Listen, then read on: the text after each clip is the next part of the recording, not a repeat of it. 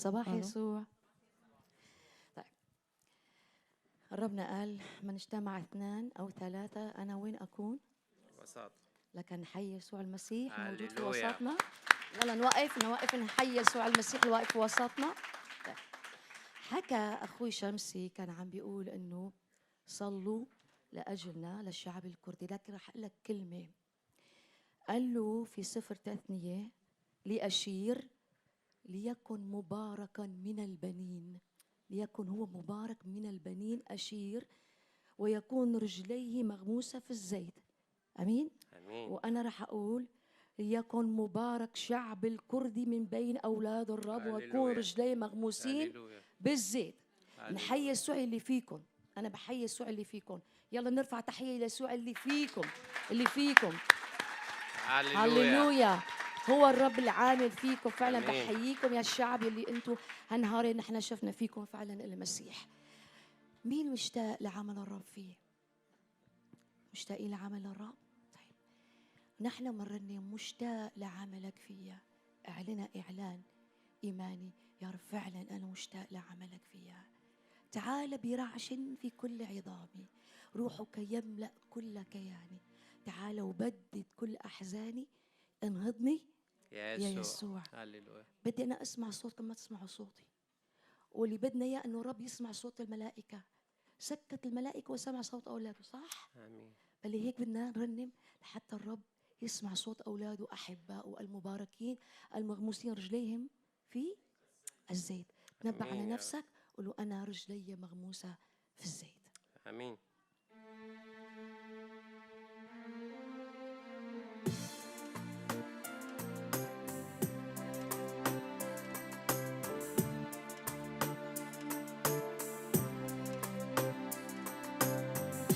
طبعا ما حد مجبور انه يوقف، اللي بده يوقف اللي بده يقعد هو على راحته.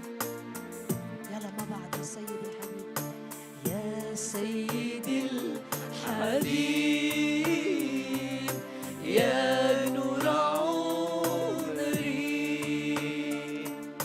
آتي إليك يا ربي فانهضني.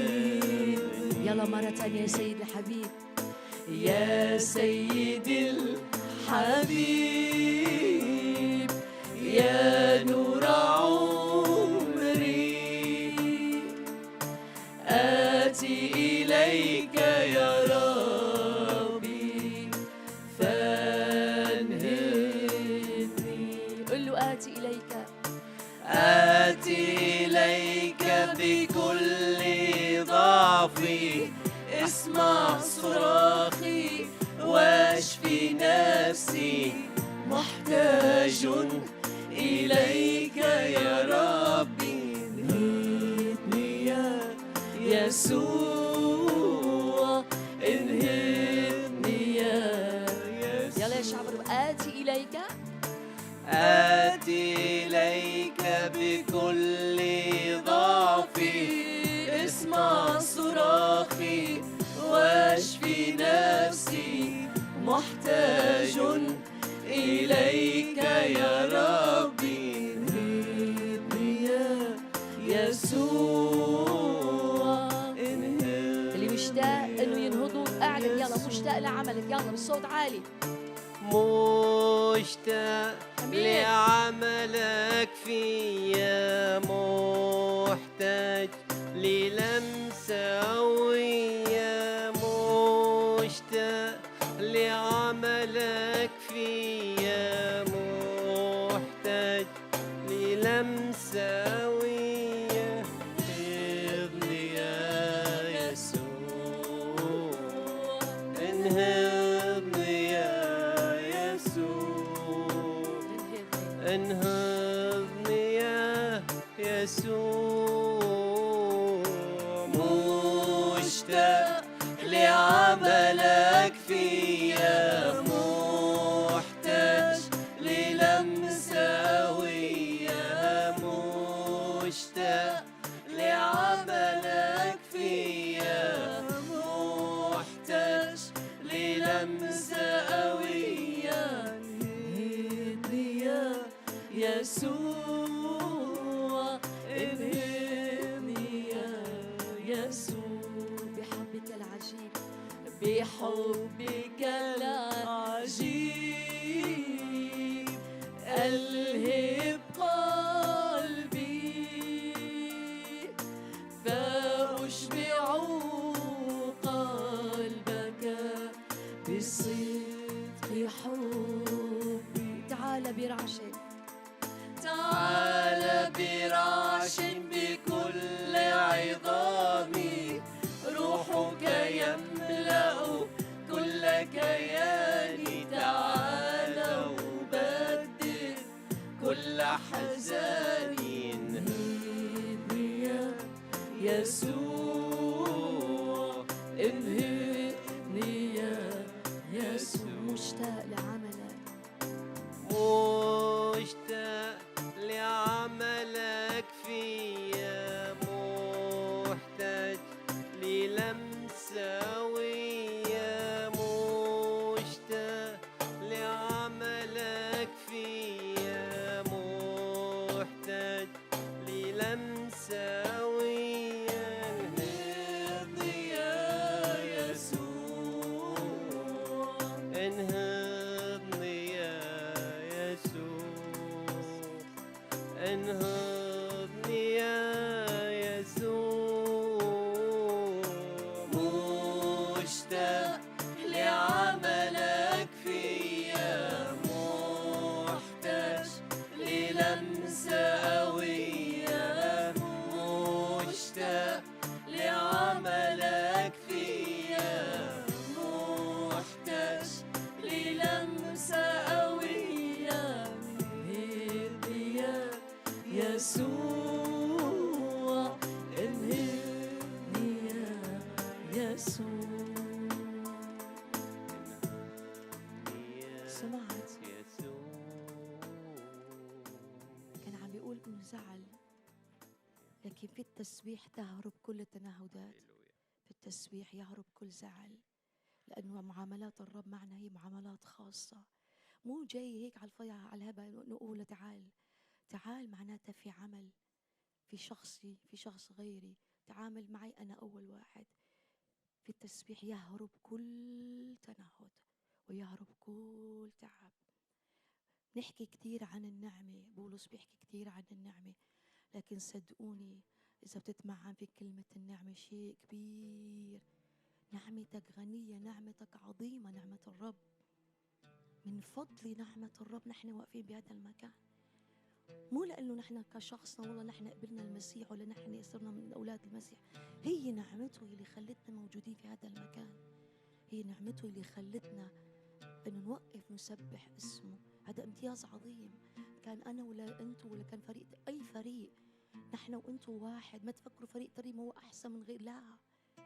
الشعب يلي قاعد والشعب اللي واقف هو شعب واحد، الله يسمع لصوته. من فضل نعمتك وعمق رحمتك آتي محبتك وين وأرتمي عليك. كل شخص بحاجة لحضن، كتير ناس بحتاج لحضن. تعالوا ارتمي هلا في حضن يسوع. آتي محبتك وأرتمي عليك. خلي عينك عليه فقط، ليك انظر للصليب رح تشوف الحنية والطيبة والمحبة. ارتمي عليه، ارتمي عليه. من فضل نعمتك وعمق رحمتك آتي المحبتك وأرتمي. يلا سمعوا، يلا تفضل، يلا يلا يلا يلا افتح صوتك رب يسمع. وعمق رحمتك، هاليلويا، امين. آتي المحبتك وأرتمي عليك.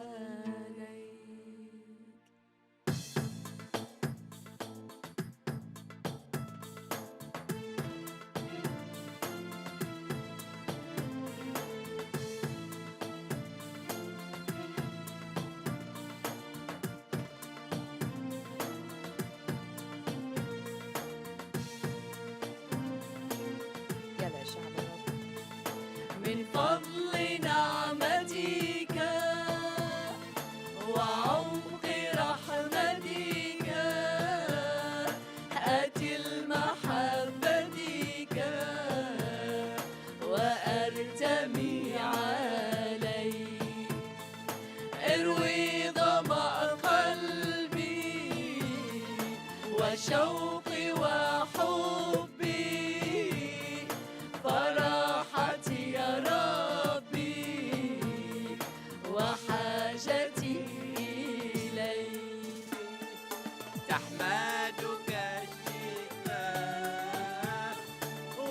وتنحني الجبال حلو. لشخصك يا الله، فأنت خالقها تسبح القلوب تسبح القلوب أمامك تدور، فاسمك ما هو وأنت سيدها. إلهي ما أبهاك مع أعظم غناك، فالعيش في رضاك شوقي ولذاتي. لذا انتظرتك وعيني نحوك، وتحت ظلك تطيب جلساتي. يلا يا شعب يا شباب. تحمدك الشفاء هللويا. وتنحني الجبال لشخصك يا الله، فأنت خالقها يا شباب. تسبح القلوب أمامك تدور، فاسمك ما هو وأنت سيدها. إلهي صخرتي حسني وقوتي، وكل بهجتي بقربك يسوع. يا فرحتي بك فزت بحبك، وقرب قلبك أحبك يسوع. تحمدك الشفاء وتنحني الجبال لشخصك يا الله، فأنت خالقها تسبح القلوب أمامك تدور، فاسمك ما هو وأنت سيدها. وأنت سيدها. يسوع سيدها. كنا عم نقول أمامك تذوب تذوب.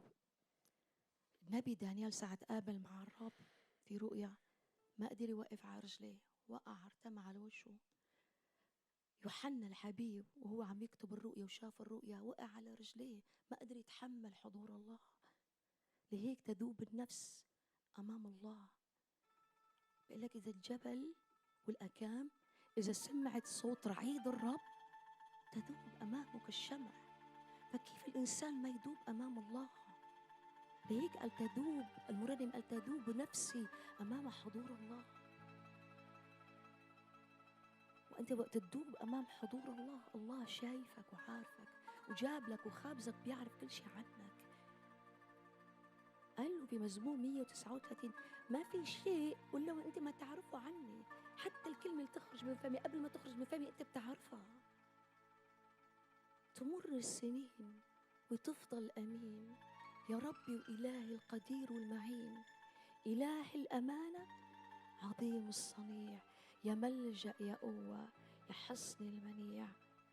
بارحة وقت أنا كنت عم شوف القسيس نهاد إنه ليه انسجن ليه، لكن الله كان في له غاية، بيعرف إنه إذا أخذ نهاد على السجن هناك في نفسين عم تنتظر يسوع، هناك في نفسين بدها تخلص.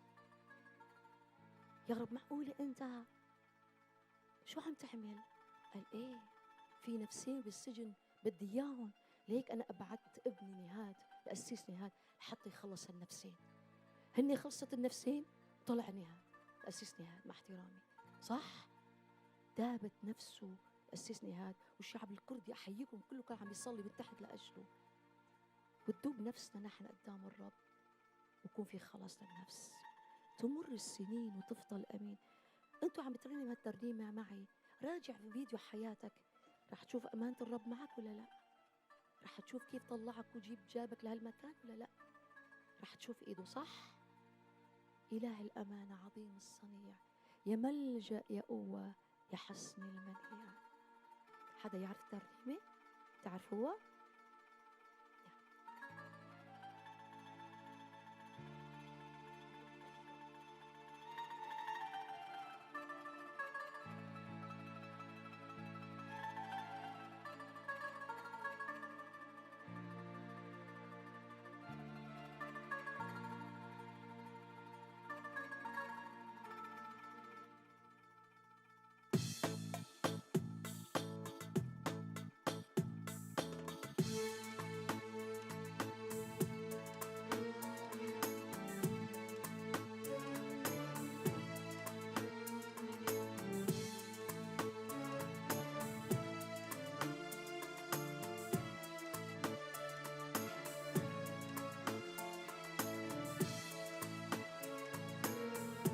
تمر السنين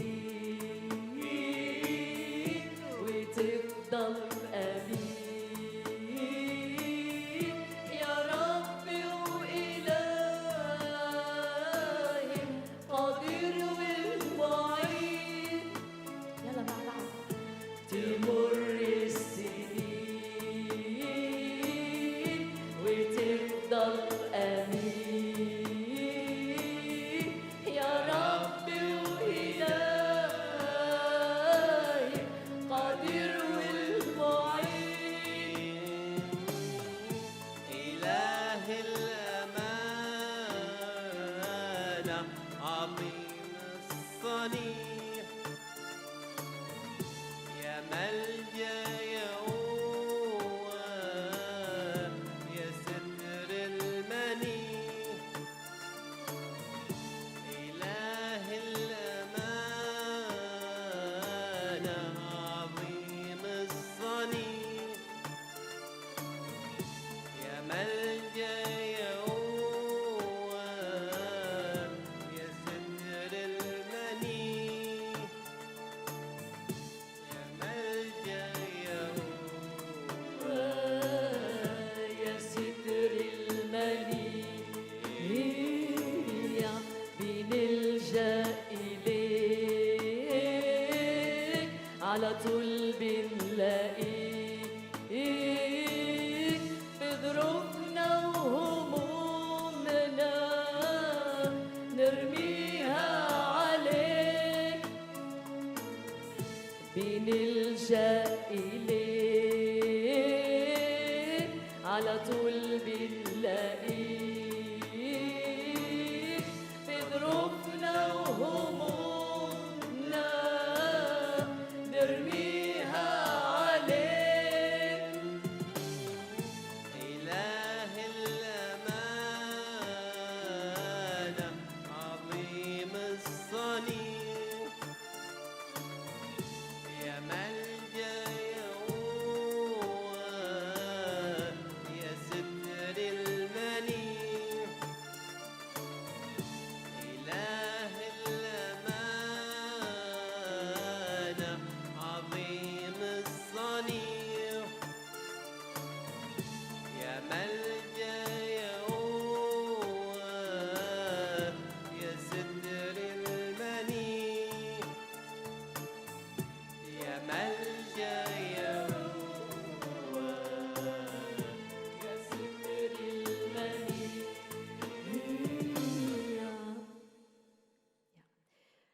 نشيد الأنشاد قال حبيبي أبيض وأحمر معلم بين ربوة، طلعته كلبنان حلق حلاوة وكل مشتهيات. في سفر حزقيال قال قيس 1000 ذراع وعديني، خليني في نهر لا يعبر أدخل في العمق معك. حبك أطيب من الخمر. ما ينفع نرنم هالترنيمة ونحن نحبنا ونحن قاعدين، صح؟ يلا آمين. يلا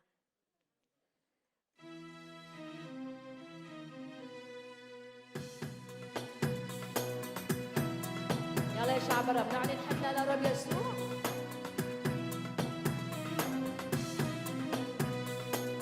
حبك أطيب من الخمر أشبع من هذا الغم.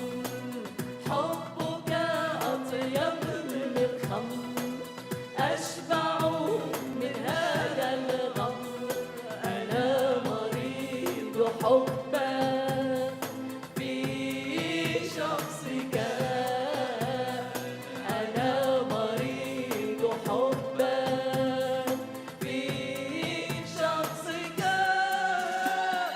غيث ألف ذراع وارويني.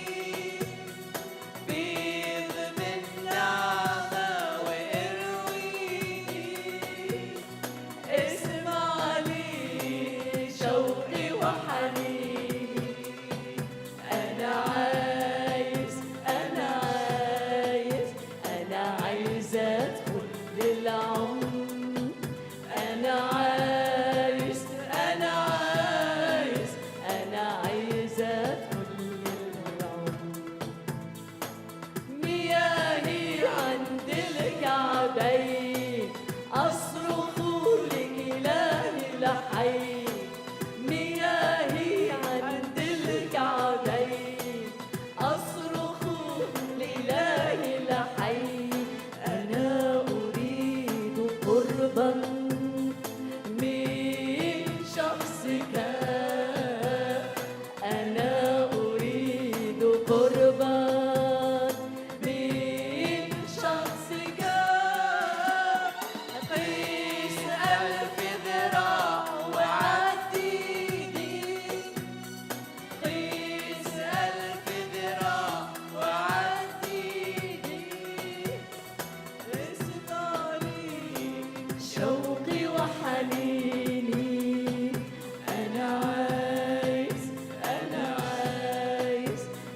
عايز أدخل للعمق. أنا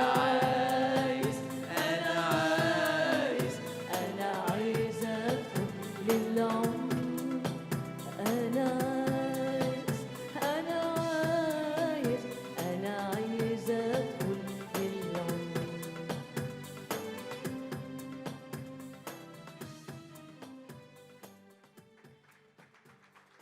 اليوم شو؟ اليوم أحد. شو عمل بيوم الأحد؟ قام حمل الله.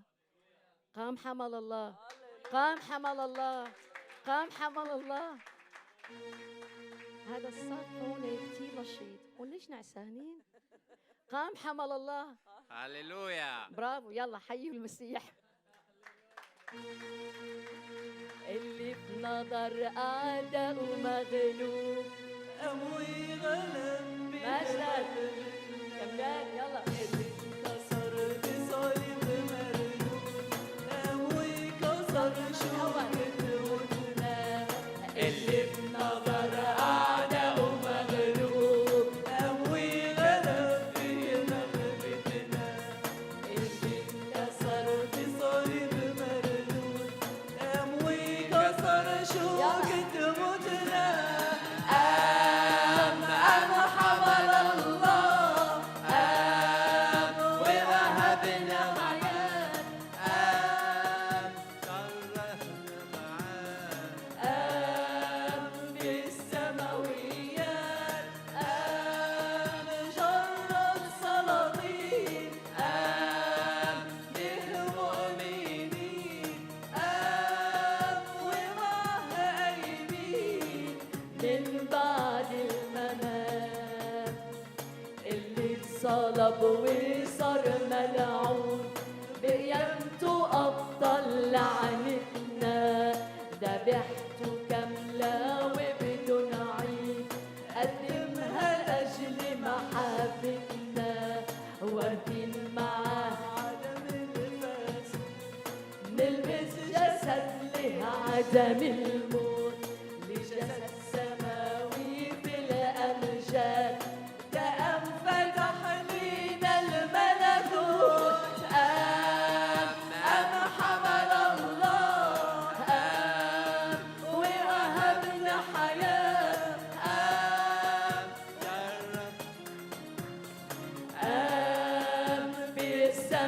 السماويات قام شر السلاطين قام بالمؤمنين قام من بعد الممات يسوع رجاء كل العالم ده قام وحي هلاهين وين الهلاهين قام حول عقوبتي به الخلاص رأي مقامي لمكانه قام وانتصر وطلب من الآب نكون معنا عين مشدود حلو وبالحقيقة الرب قام وما فيش صعب قادرة تحده قام حمل الله قام ووهبنا حياة قام بالسماويات قام جرب سلاطين قام بالمؤمنين قام ومعه قايمين من بعد الممات محبة أبدية وفك من العبودية وطبيعة إلهية شركاء لنا البنوية محبة أبدية وفك من العبودية وطبيعة إلهية شركاء لنا البنوية وخلاص وصالحنا مع الآب لما انشق الحجاب ويسوع بقى لينا الباب بالخلاص فك قيود من حديد حرية ونصرة وعيد نقضي عمرنا تمجيد لا شكاية ولا كسرة بصليبه كسر اللعنة بررنا حررنا وشلت من كمان لا شكاية لا شكاية ولا كسرة صليبه كسر اللعنة بررنا حررنا وشال اسمنا ووجعنا وخلاص وصالحنا مع الآب لما انشق الحجاب ويسوع بقى لينا الباب بالخلاص فك قيود من حديد حرية ونصرة وعيد عمرنا تمجيد. بولس قال لم يعد اسمنا عبيد لكن أبناء وارثين معه في الحياة الأبدية يتبناني ورضي بيا واشتراني وحن عليا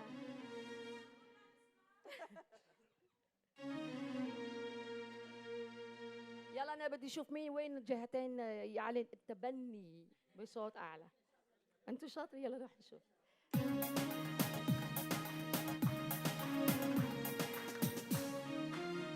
يلا اتبناني رضي بيا واشتراني حن عليا اتبناني رضي بيا واشتراني حن عليا بقالي بحضنه مكان ونسيت ايام الحرمان بقالي بحضنه مكان ونسيت ايام الحرمان ده اهلي وعندي كمان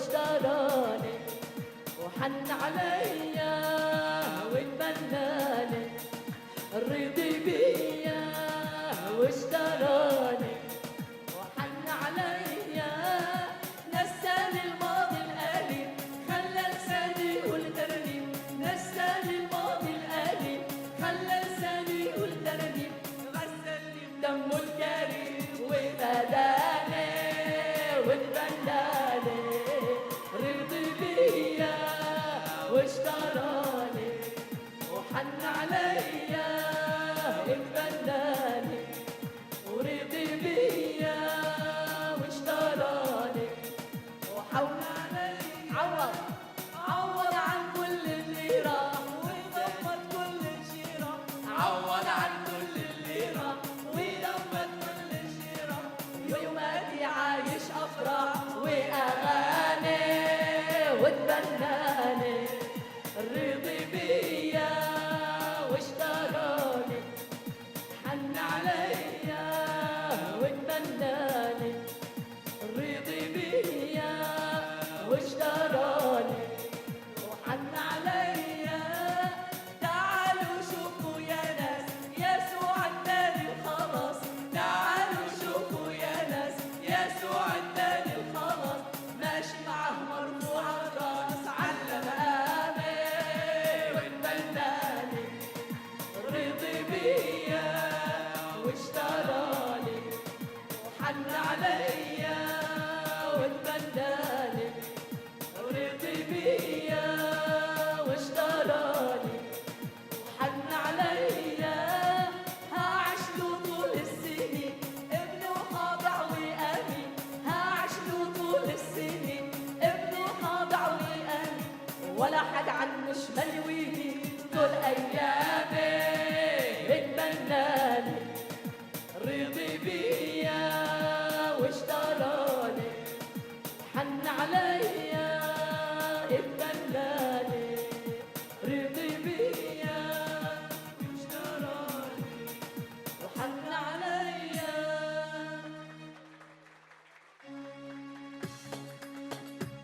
رائد عندي مجال لآخر ترنيمة؟ طيب ها؟ حيوا نفسكم. راح ليش سألت؟ لأن بدنا نرنم ترنيمة على اللحن أتوقع الكردي. لا حكم لا دينونة لا على الذي في المسيح لا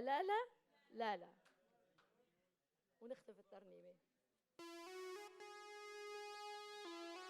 يلا بدنا كل هولندا تسمع بدنا كل هولندا تسمع مو بس منطقة 20 هون بدنا كل هولندا تسمع الصوت يلي هذا رح يطلع هلا من هالمكان.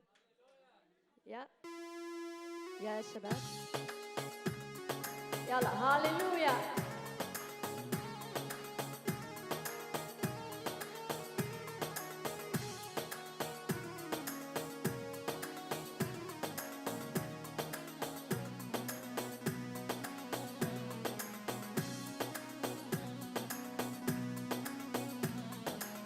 لا حكم لا دينونة لا حكم لا دينونة على الذي في المسيح لا على الذي في المسيح لا يلا كمان لا حكم لا حكم لا دينونة لا حكم لا دينونة على الذي في المسيح لا على الذي في المسيح لا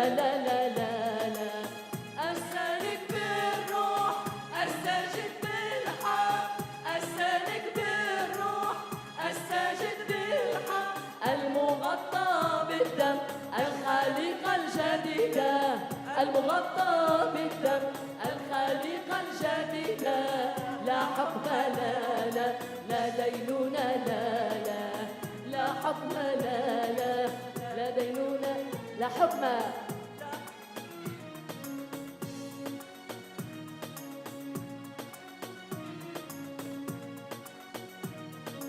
على الذي في المسيح لا على الذي في المسيح يسوع الذي مات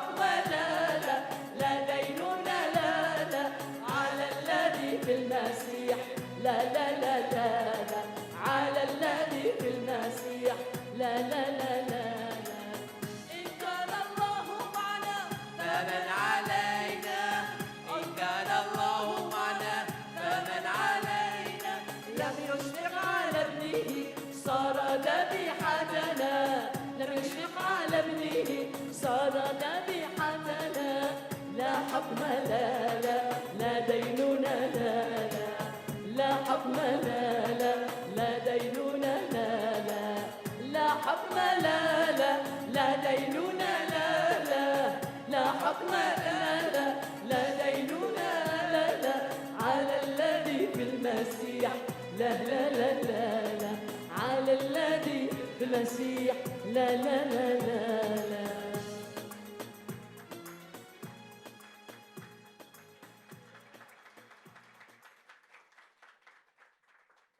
مبارك اسم الرب الذي هللويا يسكن إلى الأبد. في وسط تسبيحات شعبه. قال في مزمور بيقول كفطيم نحو أمه هدأت نفسي وسكت نفسي كفطيم نحو أمي كفطيم نحو نفسي. فهدأته. خلينا لحظات نصلي فيها نهدئ نفوسنا قدام محضر الله حتى نسمع كلمة الرب المنقولة على فمنا القسيس مارتن. نصلي إنه تكون رجليه مغموسين في الزيت آمين. فيعطي كلمة مملحة مغموسة بالزيت الروح القدس فيطلق فيها نبوءات على شعبه وعلى كل شخص موجود في هذا المكان. خلينا نصلي في هدوء نطلب إنه الرب يفتح عينينا ويفتح أذاننا ويسكر أذاننا عن صوت العالم وتفتح أذاننا وقلبنا لسمع صوت الرب. آمين. يا إلهنا الحي كم نشكرك ونعظمك ونبارك اسمك الحي.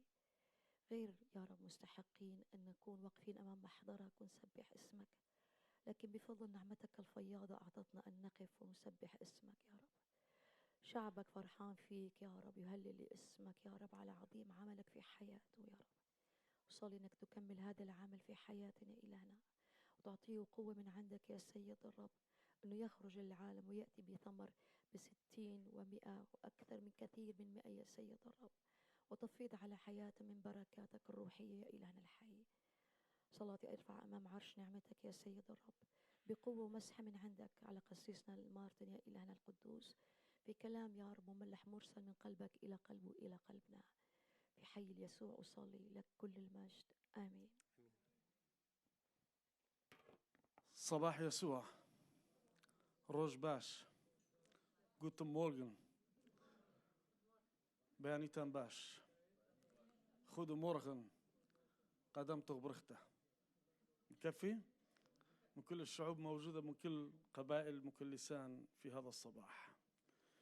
أحييكم في اسم المسيح في ختام مؤتمرنا الكردي.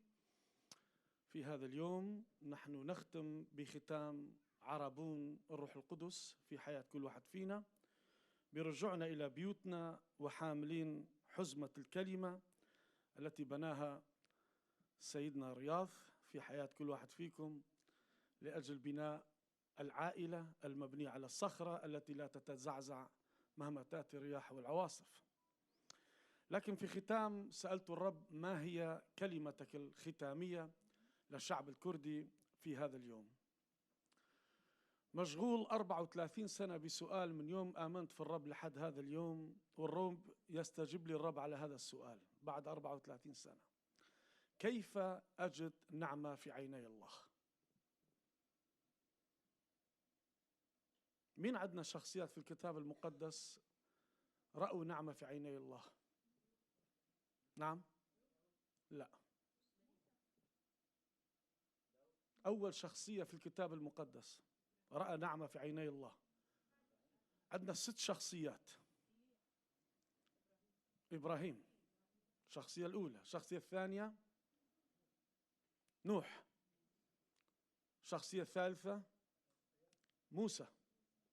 الشخصية الرابعة صاموئيل النبي. الشخصية الخامسة مريم العذراء. الشخصية السادسة داود. لأنه راح نركز على شخصية داود شوي، ولكن بديت أنشغل. أيضا سؤالي اليوم، هل أحد من عندكم يعرف كيف نحن ننال نعمة في عيني الله؟ هل يوم من الأيام سألت نفسك كيف نوح رأى نعمة في عيني الله؟ كيف موسى رأى نعمة في عيني الله؟ كيف مريم العذراء رأت نعمة في عيني الله؟ كيف داود عنده نعمة في عيني الله؟ هل يوم من الأيام أيضا فحصت نفسك، أنت سألت الرب يا رب أنا عندي نعمة في عينيك؟ سؤال صعب. أنا 34 سنة تحيرت بهذا السؤال، ويوم أيام كان شوق قلبي أنه الرب يستجيب لي. هل مارتن عنده نعمة في عيني الله؟ أنه هو 34 سنة فول تايم للرب يشتغل حول العالم يساوي لا. يا رب أنا ساعات بقضيها في الخلوة وبصلي وبصوم. قال لي لا. يا رب أنا ليلا نهارا في خدمة الشعب. قال لي لا. يا رب أنا تستخدمني حول العالم بآيات وعجائب. قال لي أيضا لا. طيب يا رب وين الجواب؟ بقيت 34 سنة أسأل الجواب ما عنده جواب. اليوم رب جاوبني من حياة مريم العذراء، من عندها جاوبني على هذا السؤال. وأعتقد لو انتظر 10 دقائق أسألكم عندك جواب لهذا السؤال، كيف ترى نعمة في عين الله؟ راح تقولي ما أعرف، لأنه كل اللي أنت يدير في بالك هي أمور روحية.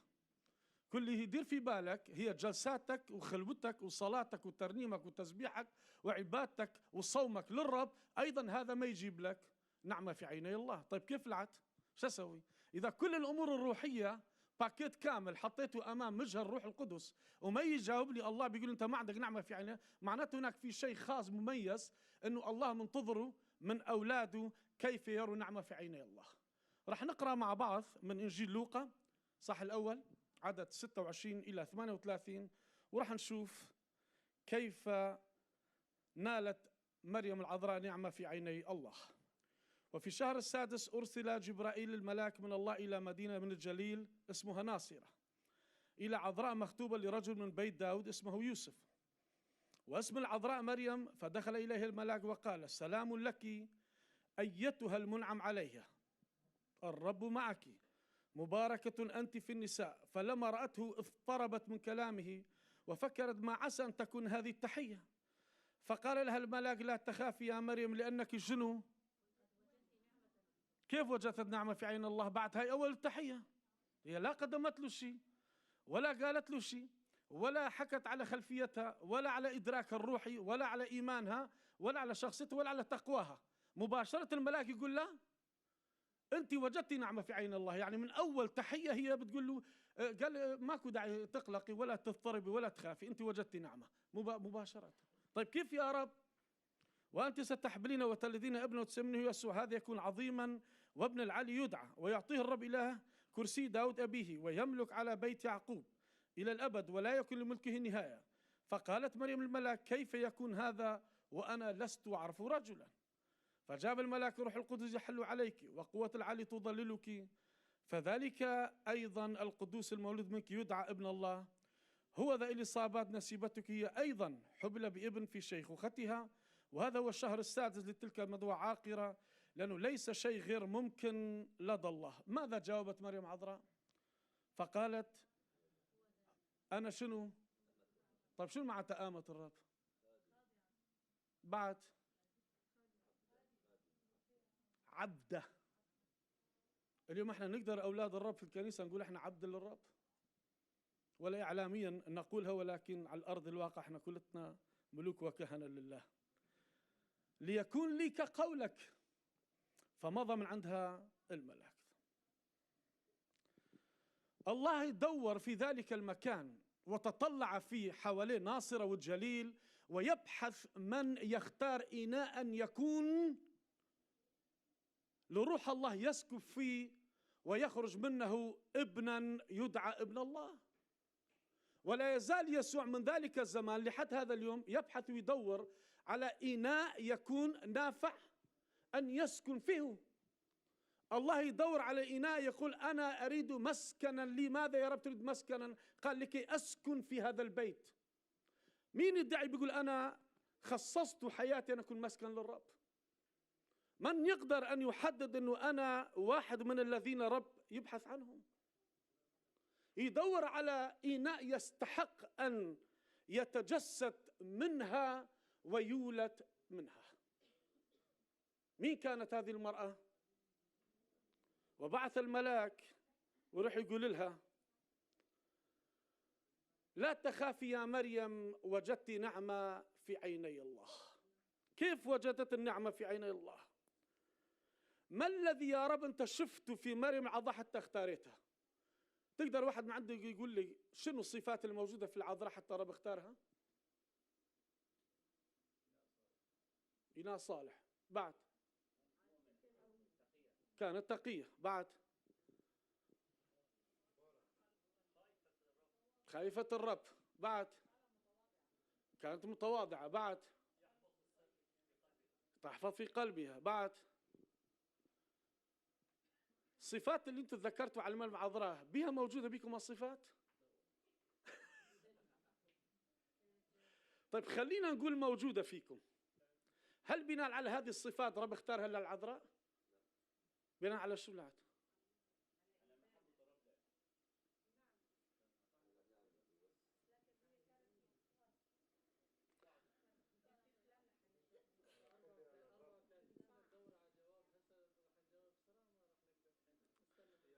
يسوع كان يدور على إناء عنده شوق لله، أشواق. كم أنا وأنت عندنا اشتياق للرب، وإمتى نشتاق للرب، وإمتى أشواقنا للبركة تزيد. تصور يتجول الله في الأرض كلها يبحث عن إناء عنده أشواق لله. بعد 34 سنة أخي آزات الرب استجاب لي أنه هذه المرأة كان عندها شوق لألوف، ويبرهن كيف كان عندها شوق لألوف. كان عندها علاقة يومية منتظمة حميمة في الهيكل. علاقة شو اسمها؟ منتظمة يومية في الهيكل. هل نحن نقارن نفسنا؟ مع العلم أنا لما بباوع على مريم العذراء وأقرأ حياتها هي كانت صغيرة السن، وعلاقتها وين؟ في الهيكل. وإحنا اليوم هيكل ماذا حول ربي حياتنا؟ الكنيسة. وإحنا شو وقت نشتاق نجي الكنيسة؟ بالعراق يقول بدنا أفراد نجي الكنيسة. كم تلفونات وكم عزائم وكم وساطات، وعدنا أكل وعدنا اجتماع وعدنا يلا جاي خادم الفلاني بالتلفزيون يطلع، وجاي المرنم أبو الألوان الحلوة والألحان الحلوة والترنيمات الحلوة، يلا تعالوا عدنا يوم روحي راح يجيب أكلات شرقية وعدنا كبب وحمص يلا. بالهولندي يقول لك خزيلخ، يعني روح نستمتع. ولكن أنت ما أنك جاي إلا هيكل الله، عندك شوق تلتقي بالله، وهي صغيرة السن لهالدرجة. إذن أول تعريف أني أنا أجد نعمة في عيني الله، من وين يجي تعريفها؟ من أشواقي لله. عرفتوا هالموضوع؟ إذن نوح كان عنده شوق، إبراهيم كان عنده أشواق، صاموئيل النبي كان عنده أشواق، كان ينمو في النعمة. تصور يقول لصاموئيل النبي هو نبي وكان ينمو في النعمة، فوجد نعمة في عيني الله، نمو في النعمة. لما الترنيمة تقول نعمة تكفي طول الرحلة من بدايتها لحد آخرها. مريم العذراء رقت لأنه الرب دا يدور، دا يبحث على وين قلوب عند أشواق الألوف. أتريد أن تأخذ النعمة؟ أتريد أن يكون عندك نعمة في عيني الله؟ اليوم لما ترجع البيت وباش الصبح قوم قيس درجة أشواقك لله كم هي. وقت أسأل نفسك عندك شوق إلى الله وعندك نعمة في عيني الله؟ دور على شوقك وين هو. أشواقك هي للرب؟ أشواقك هي تلتقي في الرب؟ أشواقك هي أنك أنت تكون في محضر الله؟ أشواقك هي أنك أنت تلتقي بشكل مباشر مع الله؟ أشواقك هي لافتقاد حضور الله؟ أشواقك هي أنك أنت الرب يزورك زيارة خاصة في خلوتك، في صلاتك، في عبادتك، في تسبيحك، في ترنيمك، في صومك، في صلاتك؟ ولا أشواقك موجودة خارج نطاق دائرة الله؟ قياس الثاني، مريم العذراء بقت طول الوقت ما يقارب حسب ما يقولوا 90% وقتها قضته مع الله. وأنت كم بالمية يوميا تقضي وقتك مع الله؟ هذه مقارنة ثانية لحتى تجد نعمة في عيني الله.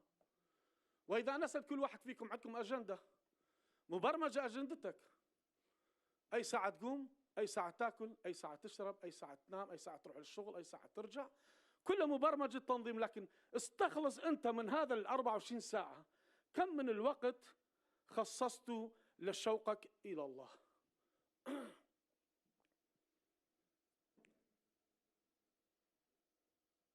اليوم للأسف أشواقنا 90% إلى العالم. اليوم أشواقنا إلى ملذات العالم. أول تلفون يجي إذا واحد أسبوع ما شايفه، أهلين، أول كلمة اشتقت لك، صار زمان ما شايفك. خادم اجى السنة اللي فاتت سأله لو تعرف قد كنيسة كانت مشتاقت لك. مرنم يجي لو تعرف قد مشتاقي لك. أول كلمة تطلع من حلقك شنو هي؟ مشتاق لك. طب صار لك أسبوع، أسبوعين، 3 أسابيع ما التقيت في الرب، اشتقت له؟ اشتقت إليك يا إلهي. ترنيمة تقول. هل أنا هذه الترنيمة تتردد في حلقي بشكل يومي؟ كم واحد من عندكم اشتياق يروح لعفرين؟ صح؟ وده تصلي إنه الرب يفتح يوم تروح تشوف بلدك واللي جيت من عنده. مشتاق للمحل اللي عشت فيها، مشتاق للمدرسة، مشتاق لأهلي، مشتاق لأحبابي، مشتاق اليوم في كنيسة ونهضة قوية في عفرين. أريد أستمتع وأتمتع بإخوتي في عفرين ومجد المسيح الذي أنقذ عفرين وباركه وخلصه. عندي اشتياق ألتقي بإخوتي في الرب. عندي اشتياق ألتقي في إخوتي في دولة أخرى. هل هذا الاشتياق موجود ويزيد عندي أم لا؟ شخصية أخرى بديت اليوم اكتشفتها الساعة 5:30. ضحكت على هذه الشخصية. زكا، تعرفوا؟ زكا بالعراقي كان واحد كلاوتشي. أنتوا شو بتقولوا له بالسوري؟ كلاوتشي يعني هذا إنسان لعوب وينصب على الناس، صح؟ صيته ما كانت حلوة في ذلك الوقت، صحيح؟ تعرفوا ماذا طلب؟ الكتاب يقول طلب أن يرى. شو معناتها هاي؟ يا عين علي. إشواق يلتقي بمين؟ إشواق عنده يرى مين؟ أشواق عنده يشوف مين؟ هذا الكلاوتشي يشتاق للرب وأنا ما عندي اشتياق للرب. هذا الحرامي ونصاب ومحتال يشتاق للرب وأنا ما عندي اشتياق للرب. أتصور الرب استجاب له، يقول فرح له الرب، صح؟ راح له ما راح له؟ بالكود يقول ايش بالفيلم يقول زكا زكا قلت بالي السيد قلت هرا ورا اخواري. قال له ازدهم سيده، انا جاي لك لاني انا دورت وراك، انا طلبتك يا رب. تصور الرب اجى يغطي ويلبي اشتياق زكا، اما ما يغطي ويستجيب اشتياقك. بس هل انت طالبه؟ هل انت بدك تروح له بشكل يومي؟ هل انت بدك تلتقي فيه؟ هل انت بدك تقول له يا رب انا جاي لك؟ ممكن تقول ايه بس انا ماني عذراء.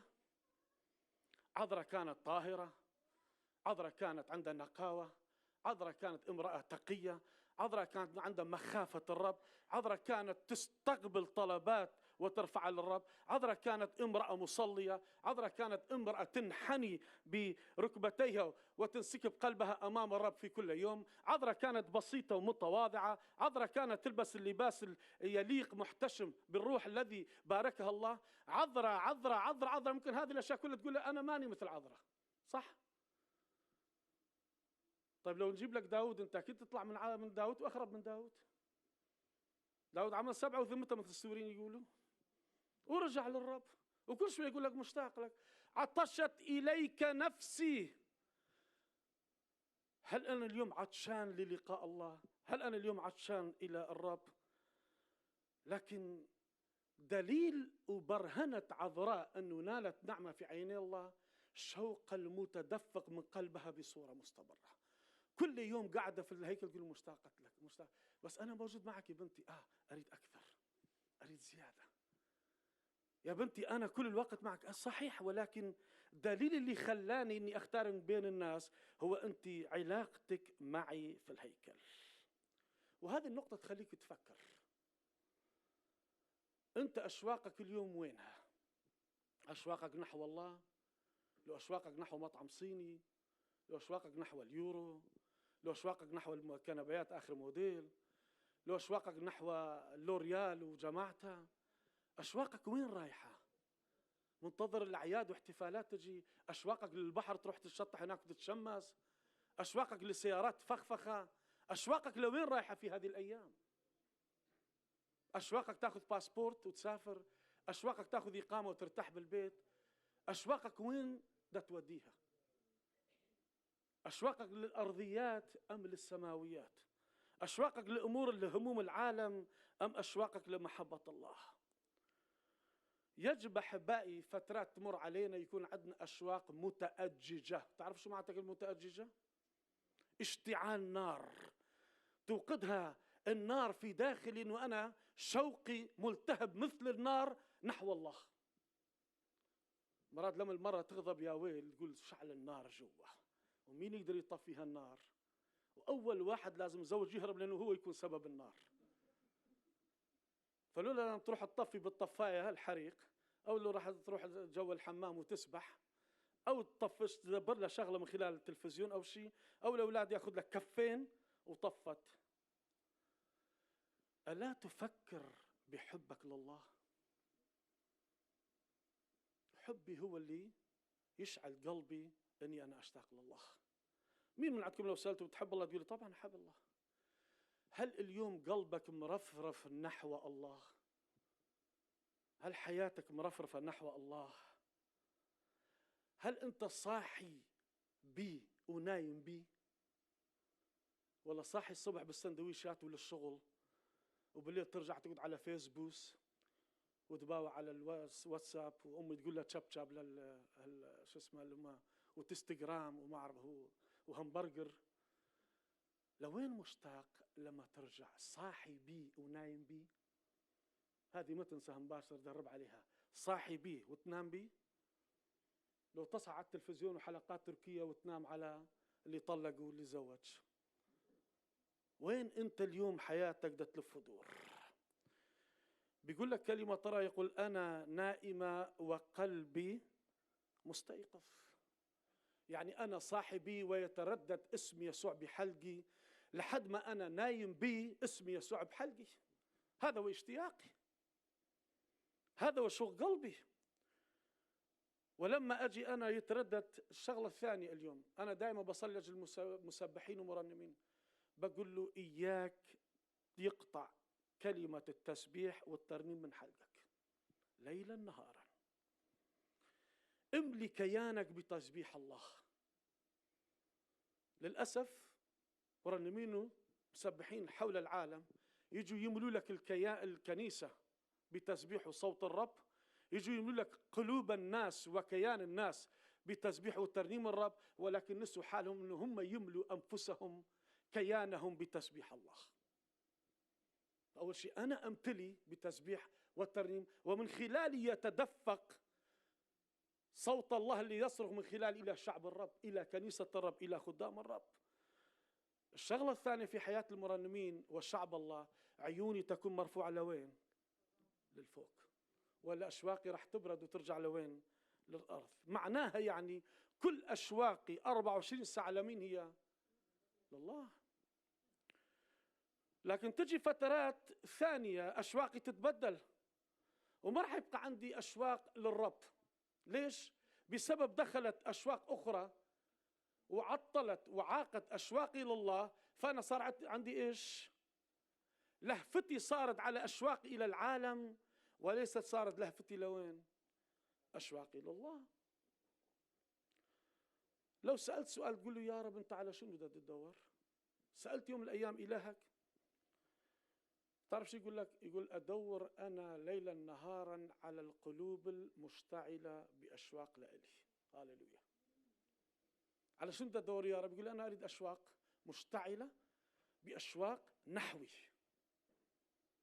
مين يرفع يده يقول له أنا هذا القلب اليوم اللي ربي يدور وراي أقول له راح يصير هذا القلب اشتياق لك، ولغيرك ما يكون عندي اشتياق. آمين، هللويا. والرب يسألني وين اشتياقك؟ وكما قال داود كما تشتاق الأيل. أيوة، يعني مو بس قلبي راحت لوين؟ نفسي شبيها. شنو تعرف النفس؟ كل مشاعري وعواطفي ورومانسيتي لوين تكون؟ للرب.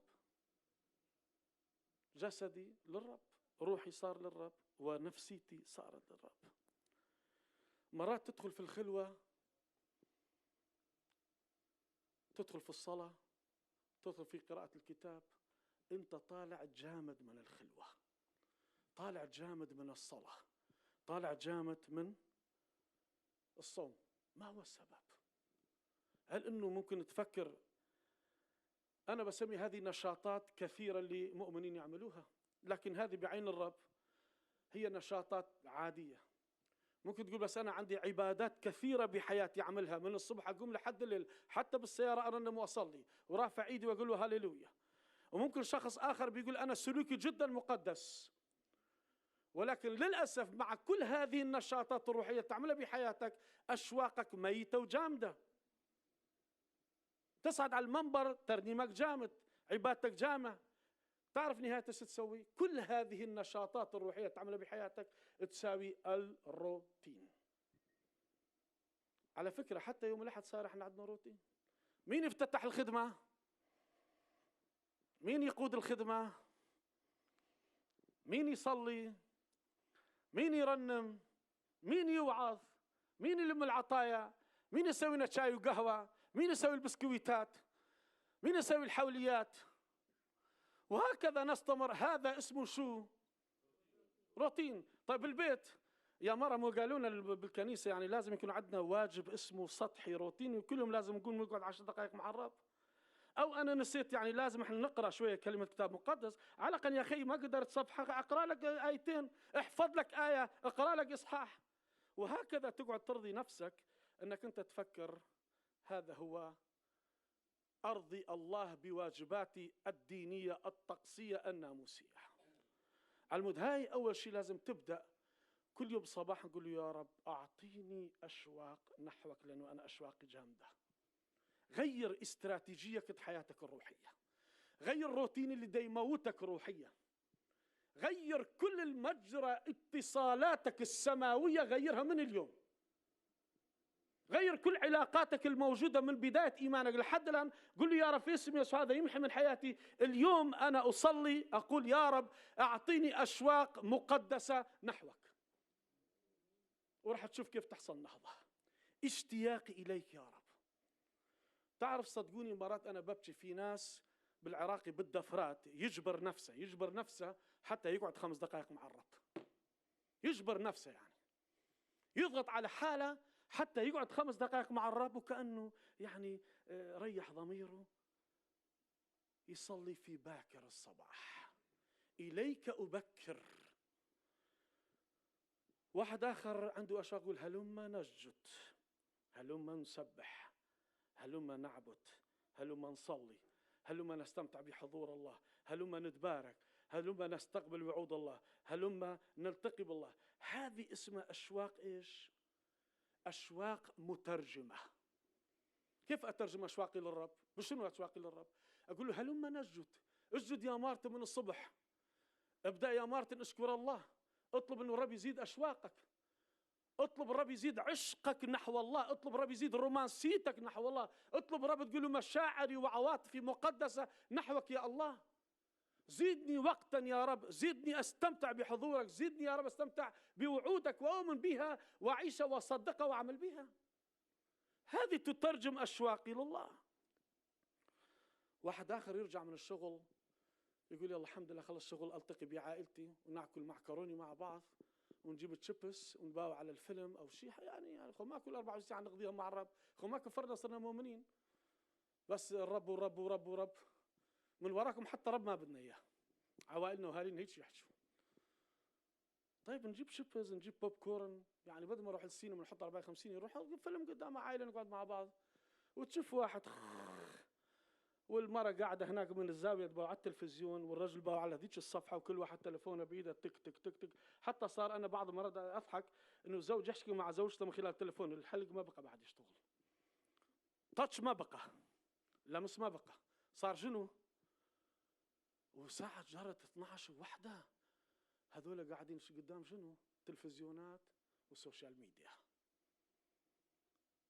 في شخص آخر يرجع من الشغل متلهف قلبه انه مشتاق للرب، يقعد مع عائلته، اكل وشرب، ويروح يلتقي بربه ويسلم حياته لإلهه.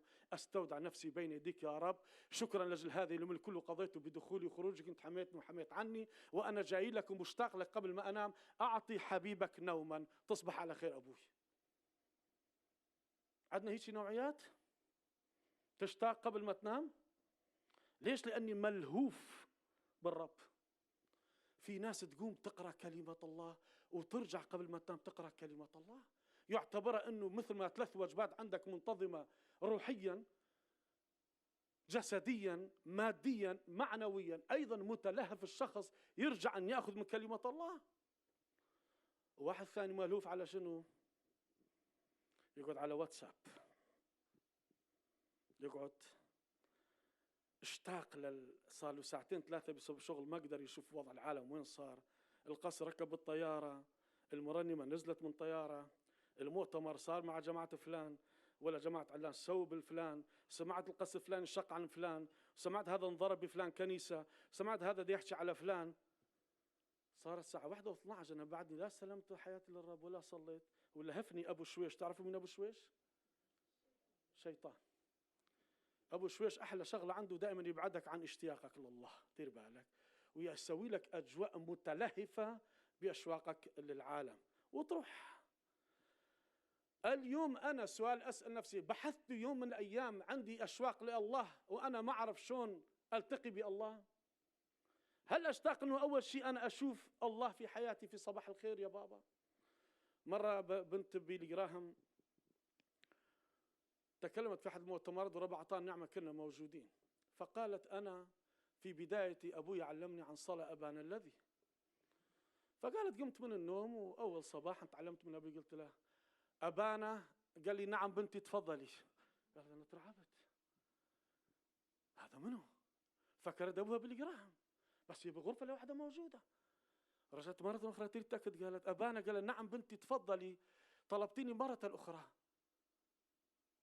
استغربت، قالت أنا بس أبويا علمني الصلاة. قال بنتي لما تقول لي أبانا أنا أبوك ومتبنيك، إمتى تطلبيني تجدينني؟ قالت أنا فكرت صلاة روتينية هيك علمني يا أبويا، وهي بدنا نصليها على الأكل وبدنا نصليها على قبل ما ننام وبدنا نصليها بالفطور. أيوة. قال لا لا لا بنتي، كل ما تطلبينني وعد أعطيته في الكتاب فتجدينني. وقت ما نسيته، إذا أنا بصلي أصرخ للرب أعرف أنه أبويا راح يجاوبني لأني دا أبحث عنه. وهذا ما شاف الرب في العذراء، أنه تريد تأخذ نعمة في عيني الله. بعد ما أنت رأيت نعمة في عيني الله بسبب أشواقك لله، راح ينتج من الأشواق تصديق كلام الله، تصديق وعود الله. فتصور إذا أنا ما عندي أشواق لله كيف أصدق وعود الله؟ كيف أصدق كلام الله؟ كيف أعيش كلام الله؟ منو يقول؟ ما الرب يقول أنا معكم كل أيام وإلى انقضاء الدار. لا ليش في فلان يوم صار عندنا ديون وما سدها؟ لا ليش فلان يوم صار حادث معنا وما حمانا الرب؟ لا ليش عنده مريض وما شفى الرب؟ نحكي الأشياء وما نحكي؟ لكن هل أنا أصدق وعود الله؟ هل أنا أصدق كلمة الله؟ حتى لو كانت مستحيلة لازم أنا أصدق وعود الله. ليش؟ قال الملاك لمريم عذراء كل شيء غير ممكن عندك، ممكن عند مين؟ عند الله. ليس شيء غير ممكن لدى الله. في نفس الوقت وعد أنه ربنا وصل رسالة غريبة على أرض الواقع ولم يسمع فيها قط حول العالم. هذه الرسالة الرب أعطاها إلى مريم عذراء من خلال الملاك. تعرفوا ماذا كانت؟ أتصور اليوم واحدة عاقرة بتولد. بدأت من مين؟ مين أول مرة عاقرة بدأ ولدت؟ سارة. وراها جتي إليصابات. لكن تصور مريم عذراء استغراب عجيب جدا انه من دون زرع بشري ابتولت.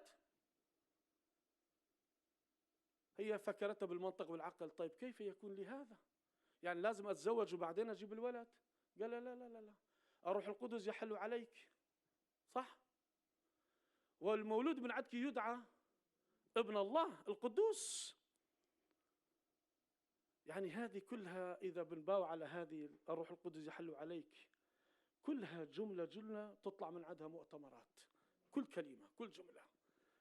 بس هي فهمت بشكل منطقي وعقلاني. لكن شوف جوابها ماذا كانت لما صدقت مريم عذراء. شو جاوبت الرب؟ نعم، شو وقت أخذت نعمة في عيني الرب؟ ها أنا، بس قبلها نالت نعمة في عيني الله بسبب أشواقها. وماذا جاوبها الرب؟ شو جاوب الرب بهذه الآية؟ ها أنا عبدة لوعدك، ها أنا صادقة وإيماني يقين فيه أني أنا صدقت الرسالة التي جبتها من الله. معناتها أنا محتاج بعد الأشواق أني أصدق كلام الرب حتى تكون عندي نعمة في عيني الرب. راح أعلمك شغلة اللي أنا علمتها بحياتي. كن سريع التصديق وقليل الأسئلة. وهذه مستحيل عن شعب الشرق الأوسط، عكس. كن سريع التصديق وقليل الأسئلة. وهذا اللي نجحت فيه مريم العذراء لما قال لها وروح القدس يحل عليك والذي يولد منك يدعى ابن الله. قالت له أنا آمت. ناقشت معه مرة أخرى، مرة واحدة قالت له كيف يكون لي هذا؟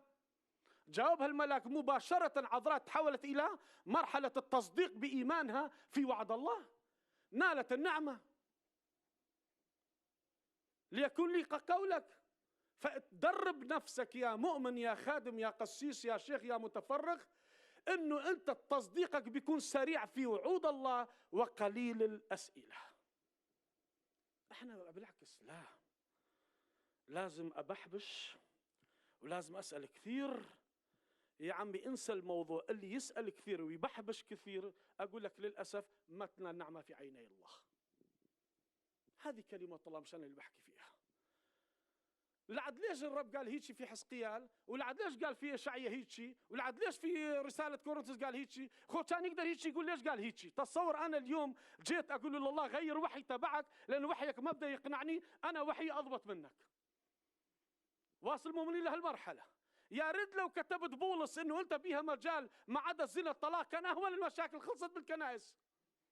يا ريت بولس أنت كأنه واحد جلت معقد، أنت ما تحب النسوان، احنا شنو ذنبنا ندفع ضريبتك؟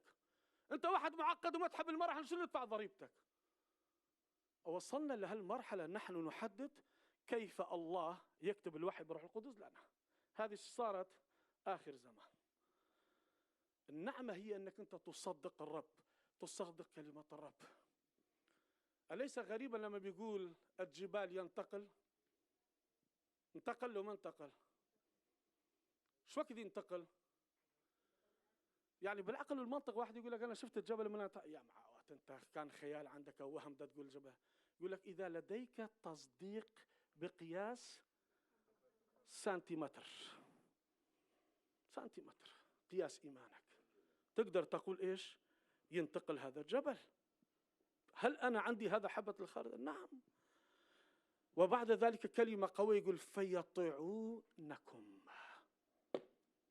أنا بقدر إيمان بالمية واحد عندي سنتيمتر، السماء تطيع لإيماني، السماء تستجيب لإيماني، السماء تستجيب لتصديقي، السماء تستجيب لصدق إيماني. أين موقعي من هذه التصديق اللي أنا أريد أعمله؟ إذا أنا صدقت رح أنال النعمة في عين الرب. وفي ناس آسف لا تصدق وعود الرب لأنه ما تحققت في وقته، ما تحققت في المكان اللي هو يريد، ما تحققت في الزمان اللي يريد. تعرف ليش؟ لأنه أنت تحسبها بالعقل، تحسبها براسك. فأنا بقول لك للأسف ما عندك، ما تنال النعمة في عيني الله. بينما شخصية أخرى قرأ وعد من وعود الله وحفظه في قلبه وبدأ ينتظر أنه الله يحقق هذا الوعد بحياته، في وقت الله راح تحقق الوعد.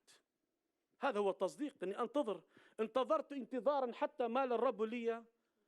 هل أنا منتظر أن الوعد اللي أنا قريته وحفظته بحياتي أنا منتظر يتحقق في وعد الله؟ راح أنال النعمة في عيني الله. أما ماني منتظر ما راح أنال. معناته لما أنا أخذ نعمة في عيني الله لازم أعيش هذا الإيمان مو بالعيان. ليش؟ أنالت العذراء بالعيان لو بالإيمان؟ صدقت مريم عذراء وعد الله بالإيمان لو بالعيان؟ قالت أنا آمة الرب بالعيان لو بالإيمان؟ طيب نقدر نعيش هذا الشيء؟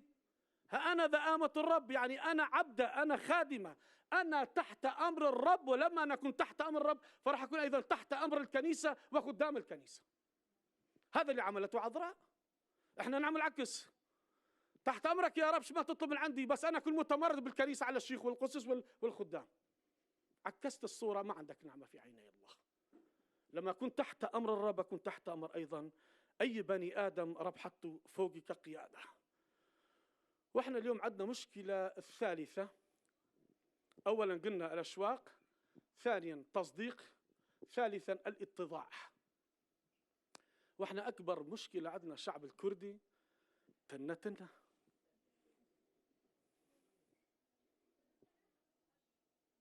إذا ربنا يتواضع لنا نشكره قبل ما احنا نتواضع له. إذا ربنا عنده مجال يمسح رجلينا ويغسلهم، احنا ما راح نعمل هذا الشيء، إعلاميا نعملها. تعرف ليش؟ بيقول لك مثل بالكردي البهديني: كسنا بيجي ماستيما ترشا حميه بيجن ماستيما شيرنا. درستها؟ طيب كيف نتواضع؟ ده كل واحد يقول أنا لبني حلو، وكل واحد يقول أنا شو بدي أعمله روعة. وهي مشكلة كبيرة. طيب وعكس الاتضاع شنو هو؟ الكبرياء. والحمد لله احنا كنيستنا خالية من هذا الفيروس، خالية بالكامل. طيب وعلامة الكبرياء شلون تبين انه واحد اقول له انت عندك كبرياء؟ شلون تبين العلامة انه هذا شخص عنده كبرياء؟ الذات. أنا الذات هي، وما كثرة الذات في داخل كنيسة الله. أما الاتضاع يقول الشخص المتضع بيقول لك حقيقة أنا ما أعرف فلان شيء، أنا ما عندي خبر بفلان شيء. وحتى يحسن للإخوة اللي علموه وصلحوه الشغلة بيقولوا شكرا لكم، وحتى اللي عارضوه وانتقدوه هم يقولوا شكرا لكم. تريد تكمل أنت بدالي؟ شكرا حبيبي.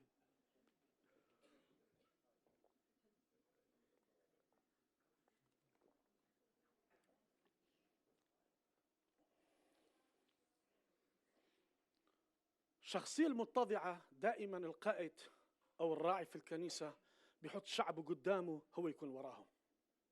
هذا المتضع. المتضع مو بس على المنبر أنا متضع وأنزل من المنبر أصير أنا ملك وكاهن. المتضع يبدأ، إحنا شعارنا بإغصان الكرمة، فأعتقد ولا واحد ما راح يصير معنا بإغصان الكرمة. إحنا أي واحد يجينا يكون قس مطران بطريق ما يكون أي مناصب يكون عنده، أقول له للجماعة للفريق تفضلوا ودوه للتواليت. أول شيء يغسل التواليت والحمام، بعدين علموه التدريب 3-4 أشهر في المطبخ، بعدين كيف يحتصحون، وقتها نقول أهلا وسهلا على المنبر. احنا عكس نبدأ مني وجرها.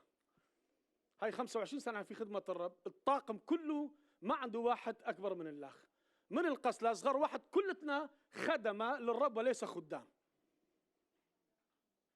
وهذا اللي احنا بنعيشه حول العالم، ان كنا في الشرق الاوسط، كنا في شمال افريقيا، كنا في اوروبا، كل الفريق لما يسافر معنا احنا نروح نخدم الناس وما ننتظر الناس تخدمنا، مش نمثل تمثيليه قدام العالم. هذا اللي احنا تعلمناه من ربنا، اللي هو قال اتيت وليس لي خدام. انا حتى مرات اشوفك كبير على حالي اقول انا خادم، انا خدام. بكل الاتجاهات لازم اكون خدام انا للاخرين. أحبائي المتضع ما عنده مشكلة ما يصحح له. اليوم الشيطان أبو شويش يجي ساعة يخلي أخوي آزاد يبرر على غلط اللي عمله تجاه أخوه ريزو. ساعة ما عنده مانع ريزو،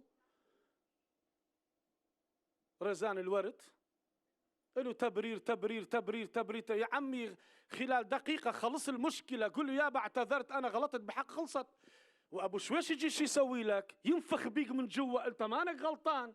ترى الذات تشتغل وتشعل كبريائك وغضبك وتتحدى وتكون عنيد وتنة لحد فقط كلمة واحدة أنت تقدر تحط جمرة من النار فوق راس ريزو بسبب إيش؟ أنا أخطأت أخي بحقك. صعبة، بس الذات ما تسمح. الذات ما تخليني أنكسر وأتواضع. الذات ما تخليني واحد يعارضني. وإحنا عندنا اليوم مشكلة كبيرة بالكنيسة هي سبب الخصام. الخصام مستمر. والخصام شو يصنع؟ الذات يصنع لك العياط. واحد يقول يا عمي ليش ده تعيط؟ احكي معي بالهدوء. يصرخ وراها، يا عمي قلنا لك هدي، ده نسمعك، هدي بنبصرك. وبعدين شو يصير؟ يصير عن فواني ويصرخ ويغضب، والصياح والغضب والعصبية. الذات متمسكة بعلامة كبرياء بحياة هذا الخادم. ليش؟ المشكلة الأخيرة هي أنت عنيد وصلب الرقبة، فكيف تريد تتواضع وتنكسر؟ لكن عذراء مريم ماذا قالت؟ ها أنا ذا آمة الرب. شوف حياة العذراء من بدايتها. لاحظ ايش قد، لا راح أنزل خلص 3-4 دقائق وراها، ما تجيبوا لي فطور بس.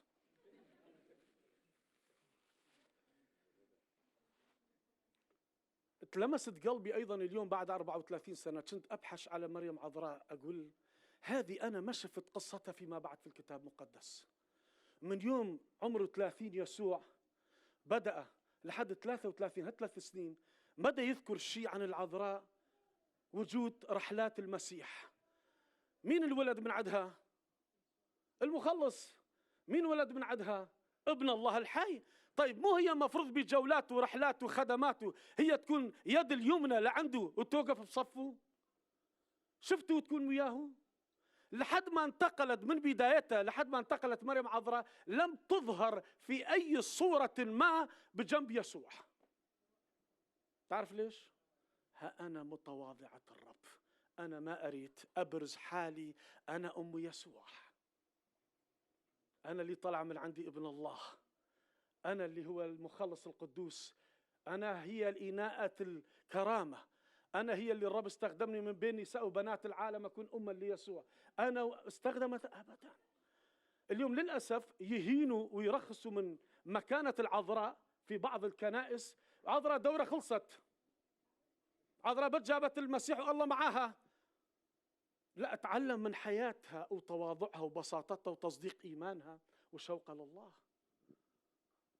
ما حبت تتبرهن، ما حبت تتبرز نفسها، ما حبت تظهر، ما حبت تقول أنا هنا موجودة، مع العلم لها حق أكثر من التلاميذ. ولما حل الروح القدس في يوم 50 مريم العذراء كانت موجودة. تعرف ايش سوت؟ قالت هذول الرسل هم راح يفتنوا المسكونة، أنا أرجع كأني متواضعة ولم يوجد عندي وجود في حقل ملكوت الله، لأني ما أريد أظهر، أنا أختفي ورسول الله يظهر في ملكوت الله. هذا سبب اختفاء وجود عذراء طول الوقت في أي مكان كان بتكون، في أي مكان ينوجدوا، في أي مكان يروحوا يذهبوا، في أي مكان يخدموا. هل اليوم أنا أقعد أعترف قدام الرب؟ هل أنا اليوم أقول له يا رب اكسر هذا الذات فيا؟ وأخطر شيء أخيرا أختم ونصلي فيه، الثعالب الصغيرة هي شو تسوي؟ يعني اللي يدخلني إلى أجواء الذات من هو؟ الثعالب الصغيرة. أطلع من أجواء روحية أدخل إلى أجواء الذات. هل عندي أشواق اسمها دائمة؟ هل عندي أشواق غير متقطعة؟ أم أصلا أنا ما عندي أشواق؟ تعرفوا ليش عذراء كان عندها أشواق وزادت أشواق كثير للرب؟ كان عندها شيئين مهمين جدا بحياتها، مخدع قوي، وكان تنفرد يوميا بكثرة مع الله. عيد لك إياها، مخدع قوي وكان تنفرد بالرب بكثرة بشكل يومي. هل احنا عندنا هالشيئين بحياتنا؟ مخدع قوي، لو ركيك لو ضعيف، تنفرد بشكل يومي. قل له اليوم يا رب أعطيني شوق كثيرا أقعد معك، تعال اليوم قرر معي، قول لي يا رب خليني أنشغل بيك ولا أنشغل بأشواق العالم. تعال قول لي يا رب أنا اليوم أنشغل بالمسيح ولا تمر لحظة من عندي إلا بيكون أشواقي للرب. اليوم سؤال أسألك، إمتى قعدت مع الرب آخر مرة قلت له زيد أشواقي إلك يا رب؟ نختم بالصلاة ونقول راجع نفسك اليوم وإحنا نشوف وقت هل عندنا نعمة بعيني الله. قل لي يا رب أعطيني أشواق. غمض عينك وصلي معي دقيقة. قل لي يا رب في الختام أصلي تنطيني أشواق كما أعطيت أشواق عذرة، لأني أنا دا أبحث يكون عندي نعمة في عينيك. قل لي يا رب انطيني التصديق، الإيمان، أصدق وعودك، أصدق كلامك، لا بالعيان بل بالإيمان. قل لي يا رب اكسر كل عن روح العناد والكبرياء وروح الذات، اتضع قدامك يا رب. قل لي يا رب باسم يسوع أعطيني نعمة في عينيك وأشواقي لا تنقطع. يا رب انطيني اتضاع حقيقي، وانطيني يا رب تصديق حقيقي، والنتيجة يا رب ما ترد لي، لأنه بما عندي أشواق والاتضاع والتصديق، فإمتى ما أطلب منك طلب راح تستجيب لي في اسم المسيح. آمين. ربنا يبارككم. المجد ليسوع.